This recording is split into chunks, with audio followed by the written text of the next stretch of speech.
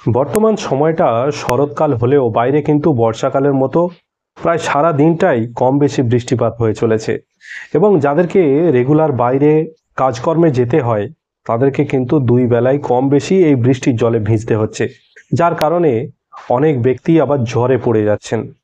এবং যখনই জ্বর উঠছে আমরা বাজার থেকে গিয়ে একটি প্যারাসিটামল কিনে তাড়াতাড়ি সেই জ্বরকে কমানোর চেষ্টা করছি, কিন্তু আসলে জ্বর কিন্তু আমাদের কোনো শত্রু নয়। জ্বর হলো আমাদের শরীরের জন্য অত্যন্ত উপকারী, বা জ্বর আমাদের শরীরের বন্ধু।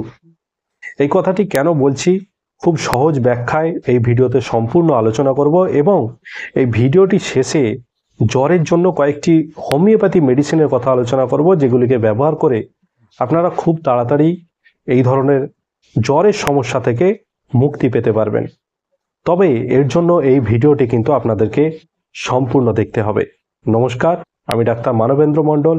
হ্যালো হোমিওপ্যাথি ইউটিউব চ্যানেলে আপনাদের সকলকে স্বাগত জানাই। তাহলে চলুন ভিডিওটি শুরু করা যাক।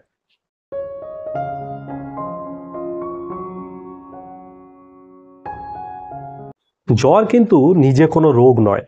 জ্বর একটি উপসর্গ মাত্র, যেটা অন্য একটি রোগের কারণে ঘটে থাকে।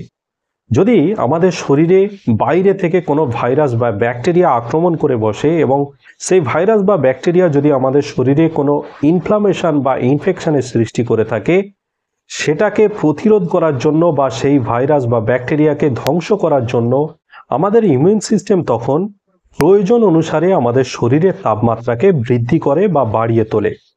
এই অবস্থাকেই সাধারণত আমরা জ্বর বলে থাকি।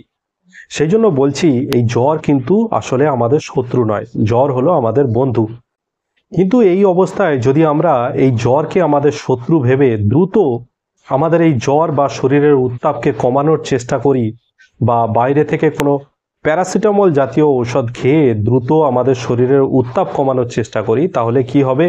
যেসব ভাইরাস বা ব্যাকটেরিয়াগুলিকে ধ্বংস করার জন্য আমাদের ইমিউন সিস্টেম আমাদের শরীরের উত্তাপটাকে বৃদ্ধি করেছিল, সেই সব ভাইরাস বা ইমিউন সিস্টেমগুলো আরও শক্তিশালী হয়ে উঠবে এবং আমাদের শরীরের ভিতরে প্রবেশ করে আমাদের শরীরের মারাত্মক ক্ষতি করতে সক্ষম হয়ে যাবে। মানুষের শরীরের স্বাভাবিক তাপমাত্রা হলো 98 থেকে 99 ডিগ্রি ফারেনহাইট, যেটাকে গড় হিসাবে 98.4 অর্থাৎ 98.4 ডিগ্রি ফারেনহাইট ধরা হয়। যদি কোনো কারণে আমাদের এই শরীরের তাপমাত্রা 99 ডিগ্রি ফারেনহাইট বা 99 ডিগ্রি ফারেনহাইটের বেশি হয়ে থাকে, এই ধরনের অবস্থাকে আমরা জ্বর বলতে পারি। আগের একটি ভিডিও যেখানে আমি জ্বর নিয়ে আলোচনা করেছিলাম, সেই ভিডিওতে এই 99 ডিগ্রি ফারেনহাইট বলতে গিয়ে আমি ভুলবশত 90 ডিগ্রি ফারেনহাইট বলে ফেলেছিলাম। আপনারা যদি জ্বর নিয়ে আমার সেই ভিডিওটি দেখে থাকেন, তাহলে এই জায়গাটায় একটু কারেকশন করে নেবেন। এইবার আসা যাক জ্বরের হোমিওপ্যাথি চিকিৎসায়। জ্বরের যেসব হোমিওপ্যাথি ঔষধগুলো আছে, সেগুলো কিন্তু কখনোই প্যারাসিটামলের মতো দ্রুততার সঙ্গে আমাদের শরীরের উত্তাপকে কমানোর চেষ্টা করে না। এইসব ওষুধগুলি আমাদের শরীরের ইমিউন সিস্টেমকে সাপোর্ট করে, যাতে ইমিউন সিস্টেম দ্রুততার সঙ্গে বাইরে থেকে আসা যেসব ব্যাকটেরিয়া বা ভাইরাসগুলি আমাদের শরীরে ইনফ্লামেশনের সৃষ্টি করেছে, সেই সব ইনফ্লামেশনের সঙ্গে সঙ্গে সেই সব ভাইরাস এবং ব্যাকটেরিয়াগুলিকে যাতে ধ্বংস করতে পারে। কিন্তু আপনারা হয়তো সকলেই জানেন যে হোমিওপ্যাথি চিকিৎসা হলো সম্পূর্ণ লক্ষণ ভিত্তিক চিকিৎসা। এই জন্য হোমিওপ্যাথিতে কিন্তু জ্বরের জন্য কোনো স্পেসিফিক মেডিসিন হয় না। জ্বরের যেসব কারণ এবং জ্বর অবস্থায় আপনার যেসব শারীরিক এবং মানসিক লক্ষণগুলি দেখা দেবে, সেই সব লক্ষণগুলির ওপর ভিত্তি করেই কিন্তু হোমিওপ্যাথির ঔষধ নির্বাচন হয়। অর্থাৎ জ্বর অবস্থায় আপনার শারীরিক এবং মানসিক লক্ষণগুলি হোমিওপ্যাথি যে ওষুধের সঙ্গে সবচেয়ে বেশি মিলে থাকবে, শুধুমাত্র আপনারা সেই একটি মাত্র ঔষধকে ব্যবহার করে শুধুমাত্র আপনাদের জ্বর নয়, জ্বরের পিছনে থাকা যে অন্তর্নিহিত কারণ, সেই কারণটি থেকেও কিন্তু আপনারা খুব দ্রুত মুক্তি পেয়ে যাবেন। সেই জন্য আজকের এই ভিডিওতে জ্বরের জন্য যেসব হোমিওপ্যাথি মেডিসিনগুলির কথা আলোচনা করব, সেই সবকটা মেডিসিন আপনারা কখনোই একসাথে ব্যবহার করবেন না, বা আপনারা কখনোই একসাথে একাধিক মেডিসিন ব্যবহার করবেন না। আপনারা শুধুমাত্র সেই একটি মাত্র মেডিসিনকেই ব্যবহার করবেন, যে মেডিসিনটির লক্ষণগুলি আপনার জ্বর অবস্থায় যেসব লক্ষণগুলি প্রকাশ পাচ্ছে, অর্থাৎ আপনার শারীরিক এবং মানসিক লক্ষণগুলির সঙ্গে সবচেয়ে বেশি মিলে থাকবে। জ্বরের জন্য হোমিওপ্যাথি যে প্রথম মেডিসিনটির কথা আলোচনা করব, সেই মেডিসিনটির নাম হলো রাস্টক্স। বৃষ্টিতে ভেজার কারণে, পুকুরে বা নদীতে অতিরিক্ত স্নান করার কারণে বা অতিরিক্ত জল ঘাটার কারণে যদি কোনো ব্যক্তির জ্বর হয়ে থাকে এবং তার সাথে যদি অতিরিক্ত গাহাত যন্ত্রণা এবং তার সাথে অতিরিক্ত শারীরিক এবং মানসিক অস্থিরতা লক্ষ্য করা যায়, অর্থাৎ জ্বর অবস্থায় এরা কিন্তু কখনোই বিছানায় চুপচাপ শুয়ে থাকতে পারবে না, সব সময় এপাশ ওপাশ করতে থাকবে এবং এই ধরনের মুভমেন্ট করার ফলে এরা এদের জ্বরের উপসর্গ থেকে সাময়িকভাবে কিছুটা রিলিফ বা কিছুটা আরাম পায়। এই ধরনের লক্ষণযুক্ত জ্বরের ক্ষেত্রে আপনারা রাস্টক্স মেডিসিনটিকে 200 পোটেন্সিতে 2 ফোঁটা করে দিনে 3 বার 1 চামচ জলের সাথে মিশিয়ে কিছুদিন খান। প্রথম দিন থেকেই দেখবেন আপনাদের জ্বরের যেসব কষ্টগুলো সেগুলো কমে গেছে এবং 2-1 দিনের মধ্যেই কিন্তু আপনারা আপনাদের জ্বরের সমস্যা থেকে সম্পূর্ণভাবে মুক্তি পেয়ে যাবেন। জ্বরের জন্য পরবর্তী যে হোমিওপ্যাথি মেডিসিনটির কথা বলবো সেই মেডিসিনটির নাম হলো ব্রায়োনিয়া।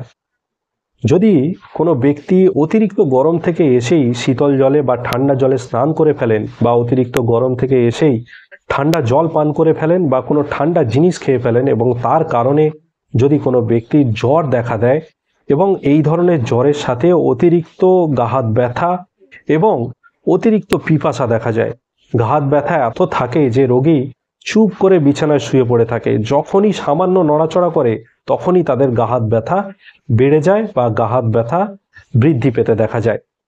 এই ধরনের লক্ষণযুক্ত জ্বরের ক্ষেত্রে ব্রায়োনিয়া মেডিসিনটিকে 30 পোটেন্সিতে 2 ফোঁটা করে দিনে 3 থেকে 4 বার 1 চামচ জলের সাথে মিশিয়ে আপনারা খান।